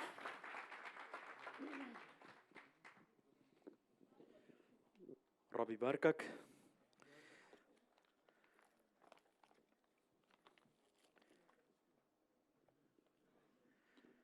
صلي دائما ننال هذا النعمة. أنا واثق إنه النعمة موجودة والرب أعطانا إياها، لكن كثير مرات نسهو أن نشوف هذا النعمة. بأفسس الإصحاح الأول الرب باركنا واختارنا وتبنانا منذ تأسيس العالم، لكن كثير مرات منا ما بنشوف هذا البركة، ما بنشوف هذا الاختيار اللي الرب اختارك بالاسم. وهذا البركة أنا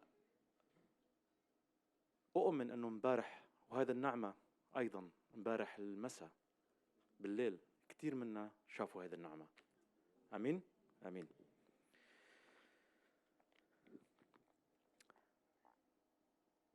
صراحة أسيس مارتن وهيئة الأغصان الكرمة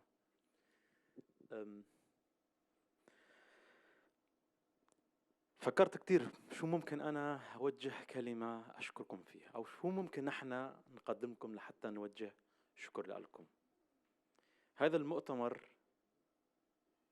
اللي الرب هو اللي رتب له، كان خطته فكرته بالأول، لكن دائما يختار هو أيضا أشخاص وأناس حتى من لغات أخرى، من خلفيات أخرى، من أجل بناء ملكوت الله. فعلى قلبي أوجه رسالة شكر إلى هيئة أغصان الكرمة وإلى فريقها المبارك وإلى القس مارتن، باسم الكنيسة الكردية في بون، وباسم جميع الخدام والأخوة والأخوات المشاركين في مؤتمرنا في هولندا. نقف اليوم أمامكم بقلوب مملوءة بالشكر والامتنان، لنعبر عن تقديرنا العميق لكل ما قدمتموه لنا من محبة ودعم ومساندة. هناك أشخاص يشاركون بالكلمات، وهناك من يترجمون محبتهم إلى أفعال، وأنتم كنتم بالنسبة لنا من الذين جعلوا المحبة عملا ملموسا. وقفتم معنا، حملتم معنا جزءا من المسؤولية، وساعدتمونا في أمور كثيرة كان لها أثرا حقيقيا في إقامة هذا المؤتمر ونجاحه. ويقول الكتاب المقدس في عبرانيين 6:10: لأن الله ليس بظالم حتى ينسى عملكم وتعب المحبة التي أظهرتموها نحو اسمه. هذه الآية تعبر عن جزء من ما نريد أن نقوله لكم اليوم. نعجز نحن عن رد جميلكم، وقد لا تستطيع كلمات الشكر أن تفي محبتكم حقها، لكننا نؤمن أن الرب يرى والرب يعرف والرب لا ينسى تعب المحبة. إلى هيئة أغصان الكرمة، شكرا لأنكم لم تنظروا إلى خدمتنا على أنها خدمة كنيسة أخرى، بل تعاملتم معنا بروح الجسد الواحد والشراكة الواحدة في المسيح. شكرا لكل يد امتدت للمساعدة، ولكل وقت بذل، ولكل جهد قدم، ولكل شخص عمل في الخفاء حتى يستطيع الآخرون أن ينالوا البركة. وإلى القس مارتن، نشكرك من القلب على محبتك ووقوفك معنا وتشجيعك ودعمك. إن ما قدمتموه لنا سيبقى محفوظا أمام الرب وأمام خدمتنا. إن هذه المؤتمر لم يكن بالنسبة لنا مجرد اجتماع عادي لعدة أيام، بل كان فرصة رأينا فيه كيف يستطيع جسد المسيح أن يعمل معا رغم اختلاف اللغات والخلفيات بقلب واحد وهدف واحد، أن يتمجد اسم الرب يسوع المسيح. لذلك نقول لكم اليوم باسم الكنيسة الكردية في بون، شكرا لأنكم كنتم معنا، شكرا لأنكم حملتم معنا، شكرا لأن محبتكم لم تكن بالكلام فقط بل بالعمل والحق. نصلي أن يبارك الرب هيئة أغصان الكرمة والقسيس مارتن وجميع أفراد الفريق، وأن يرد لكم كل ما زرعتموه أضعافا، وأن يفتح أمام خدمتكم وخدمتنا أبوابا جديدة، ويستخدمكم ويستخدمنا أكثر فأكثر لبناء ملكوت وخدمة شعبه. لكم من الكنيسة الكردية في بون كل المحبة والتقدير، الخدام وأعضاء الكنيسة، شكرا لكم.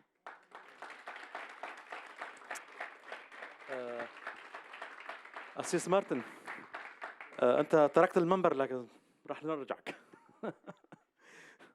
المنبر يشتغلك. فريق هيئة أغصان الكرمة يا ريت كمان أيضا تشرفوا للأمام. هيئة أغصان الكرمة، الأخوة والأخوات،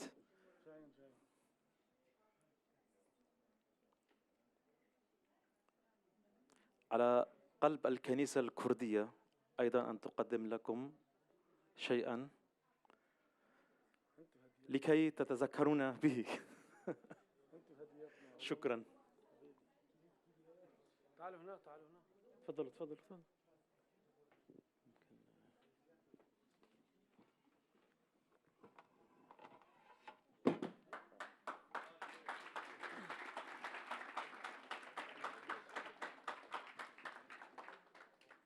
نطلب من الأس رياض أيضا يقدم هدية تذكارية لهيئة أغصان الكرمة وللقس مارتن.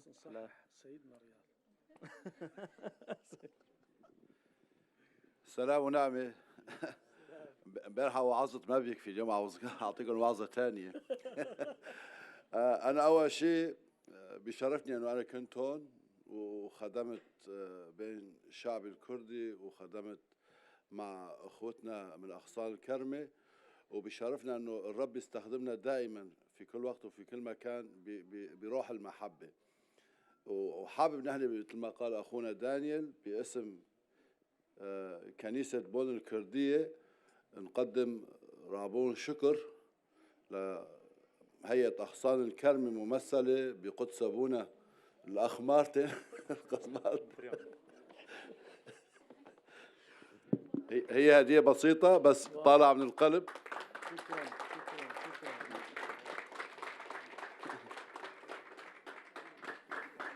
شكرا.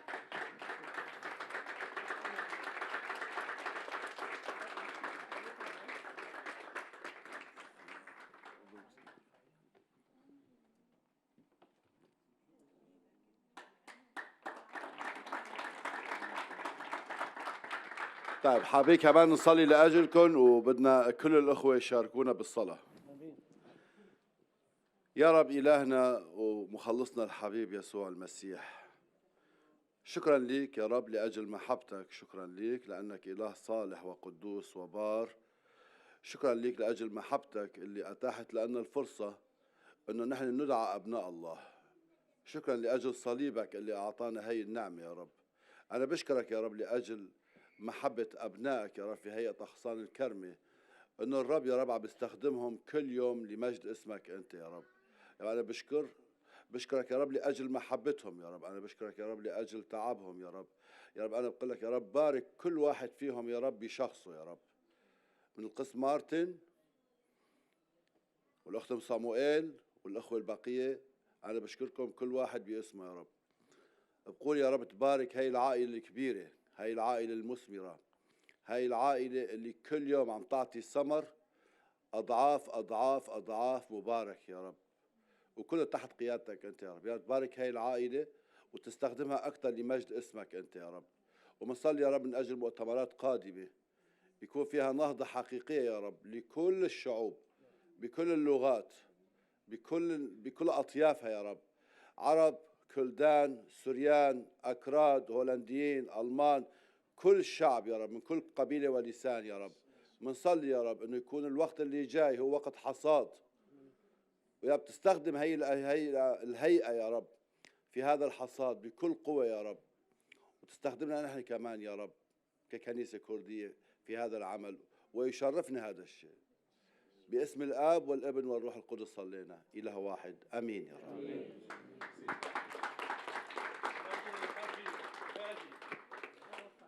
وأخونا فادي مش موجود بس كان كتير متعاون معنا، وكمان الرب يباركه الجندي المجهول. ومرة تانية بنشكرك يا قدس أبونا.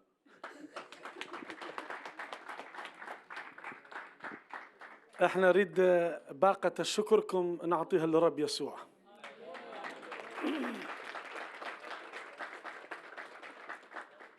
وحنا إناء للكرامة مقدس يكون نافع لكل عمل صالح رب يطلب من أغصان الكرمة حول العالم. وحنا نتشرف.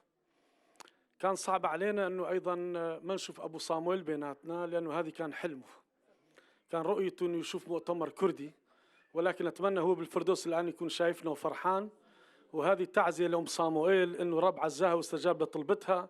لأجل هذه أنا أريد أحييها من كل قلبي أنه الرب يفرح قلبه، أنه هذا كان سنين طويلة تصلي أنه يصير مؤتمر كردي، وهي قادته بالحقيقة في المطبخ في كل المكانات. رب يكافئها ويشفيها من كل أوجاعها وآلامها. وأحيي هذا الفريق اللي هو الأبطال اللي هم جنود، كل واحد تارك بيته وحياته، لأنه هذه هي مدرسة المسيح اللي عنا إياها، أن نخدم الآخرين. احنا ما نعتبر كردي هو غريب عنا، هو منا وفينا. في نهاية احنا عائلة المسيح.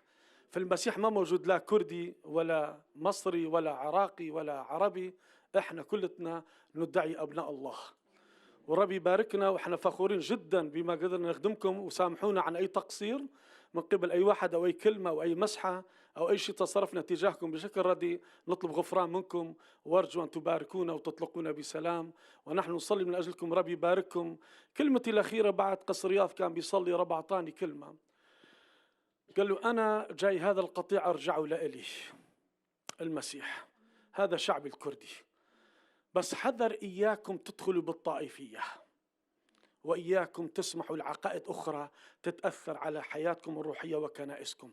أنتم للرب والرب لألكم، أنتم شعب المسيح والمسيح لألكم، أنتم من الروح القدس والروح القدس فيكم ويقودكم إلى الدوام. إياكم تسمحوا لأي طائفة تأثر بكم وعقيدتها تغلغل بكم. أنتم عقيدتكم المسيح ودستوركم كتاب المقدس، والرب يبارككم.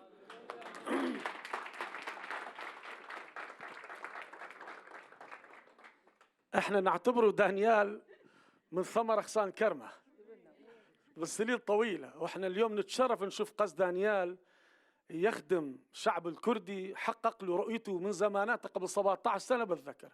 كان يقول القسيس بس صلوا انه الرب يفتح لنا ابواب للكرات، صلوا لاجل ابواب يفتح لنا، وهاي رب حقق له وعده. وجاب له سيدنا مطران رياض ايضا من تركيا انه يقف معه، وشمسي انه يشمس بنور الروح القدس من خلاله يضيء هو وزوجته، اولادكم، احبابكم. اخر كلمه احبائي، الشعب الكنيسه بون ولكرات، لا تخلوا ابو شويش يشوش على مخكم، تركزوا على خدام الكنيسه.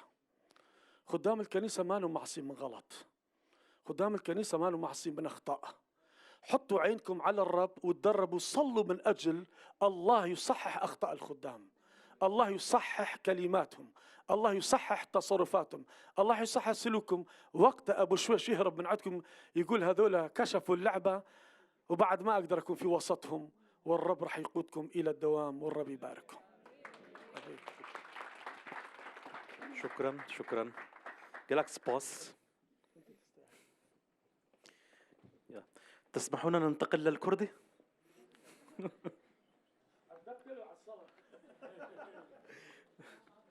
آمين.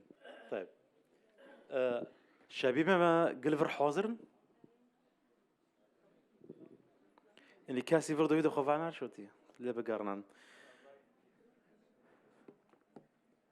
أكتر شيء تعبني بهالخدمة بهالثلاث أيام هن الشبيبة. أنا أرقد وراهم ولا يهربوا. أمسكهم من هون يطلع من هونيك. غير المسيح ما يمسكهم.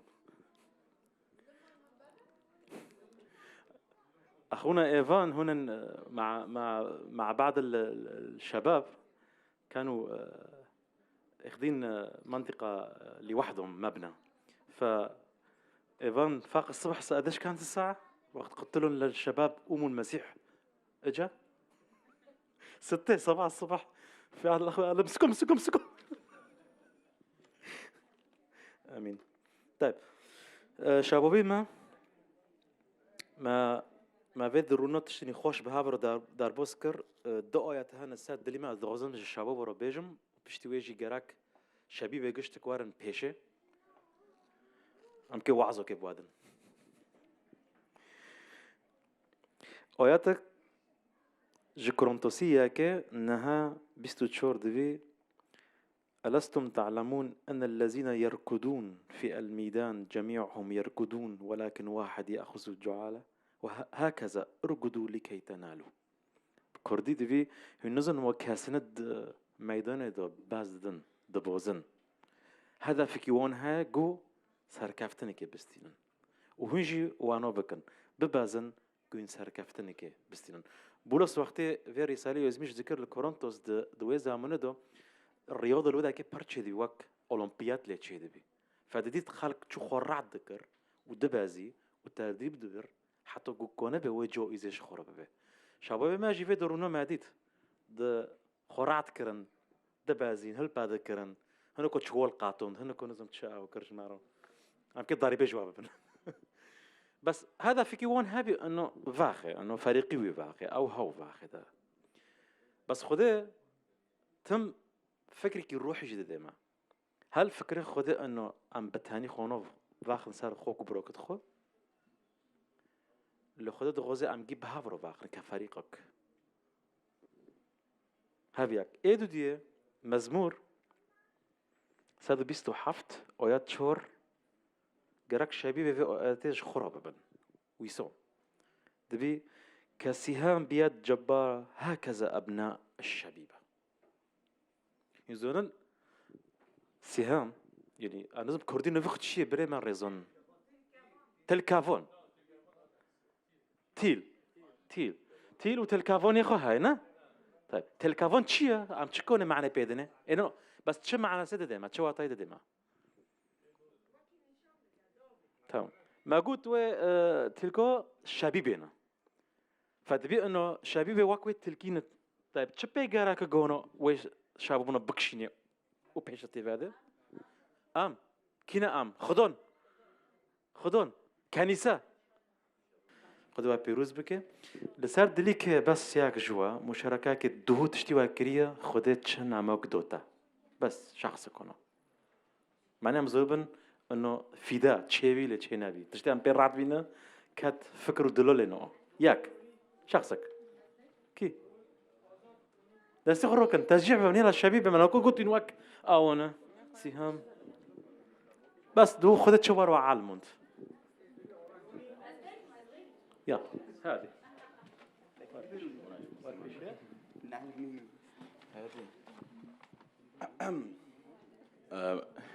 مرحبا نوفي من هادية دوشة سوليمة مكة سر دو دانكرو هو يوار من چند فکر خورا چه کرن دو هاوب تيما إنه مسألة مهم إنه أم جي شبيبنا وأم إنه قدشكي خدينا وأم كي زمانی وارده أم كي زمانی وارده أم كي في كنيسة شاكن وأم كي معظم بكن ومعني جارك أم باريجو بهفده كيف بكن وجارك أم هفده فهم بكن أقلي ما جارك وكي هفده نا جارك وكي هفده به بس إنه مرة هفده فهم كي ومرة كأنه بهفده ردان كي هاو تشتي تاي مهمة إنه مبيني ما هاو أوتنا به إنه مرة هفده حس معك جارك أم جي هفده حس بكن لأن أم خوك بروكي هفدنا إيش إيمانه ده دوها أتش علمين يوجي أم تش علمين سر خداينكم من علمين إنه حار تشتك تنكينا بتهانا بكى هن تشتهانا تكينا بتهانا بكى بس سادي نوت جارك تتمي حركرن ج حوالت خو ج خوك براكت خو ج مازن بين خو تحركنا هنا مثلا لعبي وقت ما لستي وي خلو ام سرا سكنين بنش ماره ولنجي ما گردویه هاو بانکو بخود چی بی هاو بانکو انو حتی ما رو چما zurückhalten انو چما دکشینه پاسا یا جما حتی خود رو دلسا هاو بانکو بخو هاو بی وقتی ام بنش به هفدرو ددیوه بانکه ددیگنده بماشنسا قديش كان بعبدالله تشيكن لاني هذا واقي فريق وفريق جي تيدو chemistry انه كيمي انه اقلي ما روح هذا كان بفهم كان هوا هابي اره و يجي لعبي وقتي هاو لعبوا مبر حسكر ويطاب معك تشاكر هاو مولا بخود چی بی؟ هاو مالی خوده بی ام هر یک مالی خوده نه خوده ایچ ما دارویدنه بخو و ایچ دلی ما دارویدنه ایچ عقلی ما دارویدنه خوده گت تیزنه و معنی وقتی هاو تشتت بیس حیاتی ما دو دیدی و ماله انه دیدی ما و تشتی بیس عقلی ما دو دیدی عقلی ما وقتی دیدی هفته دخینن و انا کی وایبیم وقتی هفته دخینن تشتی رند و تشتی بیس و جاقه هاو مالا خارد به گرک هاو تشتی بیس تنه به و تشتی بیس گرک نه تشتی رند گرک تشتی بیس تمی تمی نه دارخینه تمی دفش که درو محفظه که هوا من خواست برای مشاركاكم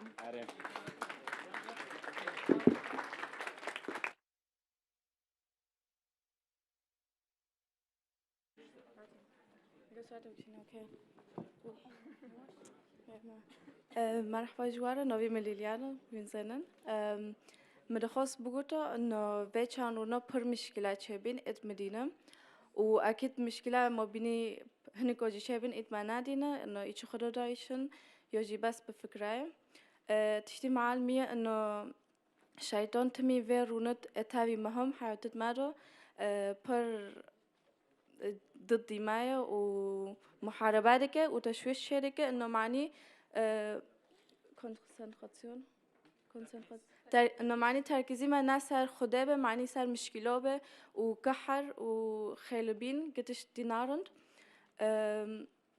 از دخوازم ببیم إنه هر کس مبینی ما ایجاب كحرية إنه هفدا عف بكه وورا اللي صار هفدا لأني خدا محبة وحس كرنا وعف كرنا فشنو كي هو ما عفت كي أدخوازم إنه أمجي هفدا عف بكن لأني از بردك حار مختار بينم إنه شو مرة كنيسة دا هفدا حزناك وضدي هفديه جابدك حاره أره سپاس امین صورت که بکشین و ام که شبیه خو پیروز بکن معنی ام خلاص کن